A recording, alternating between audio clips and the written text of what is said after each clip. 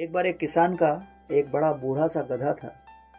अचानक गलती से वो एक गड्ढे में घिर गया। किसान बहुत प्रयास कर रहा था उस गधे को बाहर निकलने का, लेकिन बहुत प्रयास करने पर भी वो गधा को बाहर नहीं निकाल पाया। और गधा भी सोच रहा था कि करे तो क्या करे।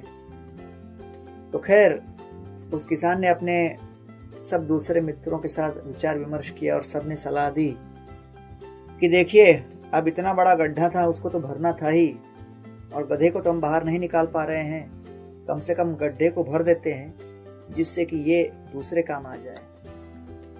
तो वो लोग सभी ने विचार करके उस गधे के ऊपर मट्टी डालना आरंभ किया।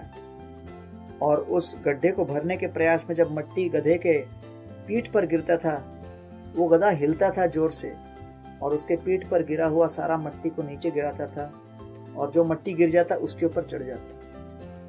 तो हर बार जब उसके पीठ पर मट्टी गिरता, वो अपने पूरे शरीर को हिलाकर मट्टी को नीचे गिराकर फिर उसका आश्रय लेकर अगले पग पर आ जाता। इस प्रकार देखते ही देखते उस गड्ढे में मट्टी भरने लगा और बारंबार गधे ने इसी प्रकार उसका अवलंबन किया, आश्रय लिया, और देखते ही देखते वो मट्टी ऊपर आ गई। और वो जब लेवल ऊपर आ गया, गधा उस गड्ढे के बाहर आकर मुक्त हो गया। हम भी अपने जीवन में कुछ प्रयास करना आरंभ करते हैं तो हो सकता है बाहर से लोग कुछ मट्टी फेंकें हमारे पीठ पर, हमारे सर पर जब मट्टी गिरे तो उस मट्टी को हम नीचे गिराएं और उसी का आश्रय लेकर हम अपने अगले पग पर जाने का प्रयास करें। इसलिए गीता में भगवान कहते हैं, नेहा भिक्रम नाशोस्ति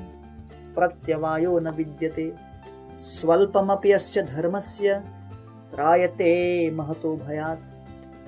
कि इस मार्ग पर चलने वालों को ये जानकारी होना चाहिए क्या कि इस आध्यात्म के क्षेत्र में तनिक मात्र भी प्रगति करो तो इसका भारी प्रमाण में हमको लाभ मिलता है, क्योंकि इस मार्ग में किया हुआ कोई भी प्रयास कदापि विफल नहीं होता।